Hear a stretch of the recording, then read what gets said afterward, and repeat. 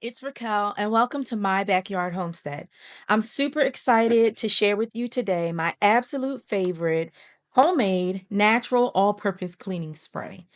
I used to purchase a natural cleaning spray online, and it's just too expensive. I'm not going to name the product, but many of you have probably tried it as well, and you might even love it. I'm hoping you'll give this recipe a try and let me know what you think. I'm going to share with you today how I make it, what goes in, and also some of the other things I like to use the ingredients for so you're getting more bang for your buck. Okay, let's take a look at everything that goes in. The first thing you're going to need is 2 cups of water. I'm using filtered water, but tap water works just fine. I have a funnel because I'm a bit of a messy pourer sometimes, but that's optional. You're also going to need some sort of liquid cleaner. I'm using South Suds, but this could be your favorite natural dish detergent or Castile soap.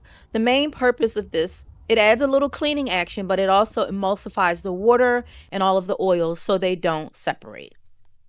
So let's take a look at all of the essential oils that go into the spray cleaner. I like to call these the workhorses of this recipe because these are the reason this spray works so well.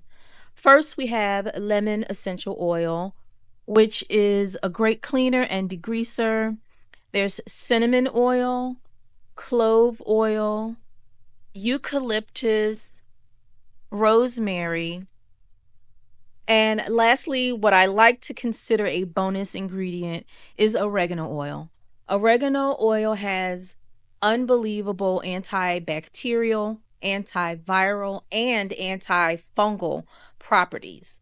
It wasn't a part of the original recipe, but I decided I wanted to make a version of this for the bathroom, and I wanted the extra antibacterial properties that oregano oil brings. So I added it for the bathroom spray, but I loved it so much that I brought it into the spray cleaner that I use in the kitchen as well. You're also going to need a spray bottle. As you can see, my spray cleaner is all gone, which is why it's the perfect time to make this video. And lastly, you're going to need a measuring spoon. Okay, so I've already added the water to the spray bottle, and now I'm going to add in the liquid cleaner. You're going to need a half a tablespoon, which is the same as 1.5 teaspoons. I mentioned earlier that I'm using South Suds, which is by Dr. Bronner's.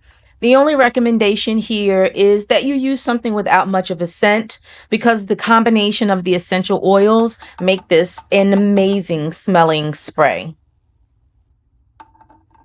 So let's get started with the essential oils next. The first up will be lemon. Lemon is the one ingredient that is probably the most powerful degreaser.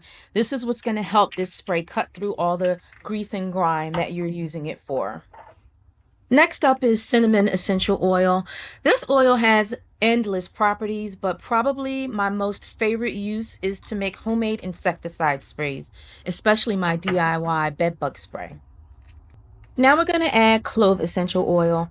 This oil adds some sort of preservative-like properties to the DIY spray. However, my favorite way to use clove oil is if I have a toothache. It's great at numbing your tooth or gum until you can get your tooth seen by a dentist. Now we're going to add eucalyptus, which you only need a little bit of. It's very powerful, antimicrobial, antibacterial, but mostly it just smells amazing.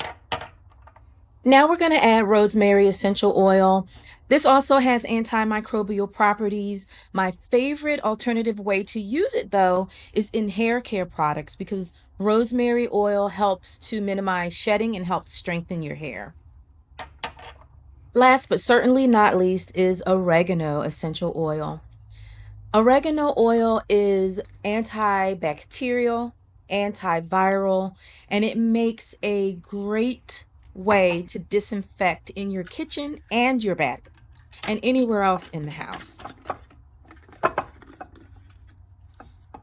And just like that, your DIY spray cleaner is done. Giving it a quick shake to blend up the ingredients. There are some concerns when you use recipes that have too much lemon essential oil that it could damage surfaces. As you can see here, I'm cleaning my granite countertops and I've used it on my granite countertops for quite some time. Absolutely no issues here. I use it on wood.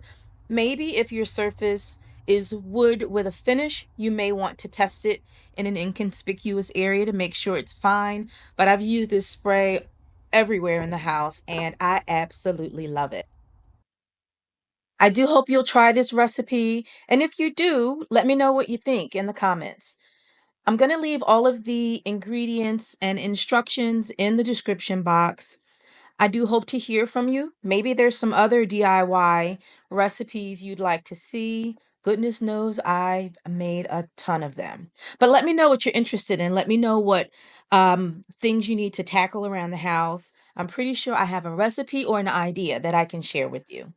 Thanks so much for watching and have a wonderful day.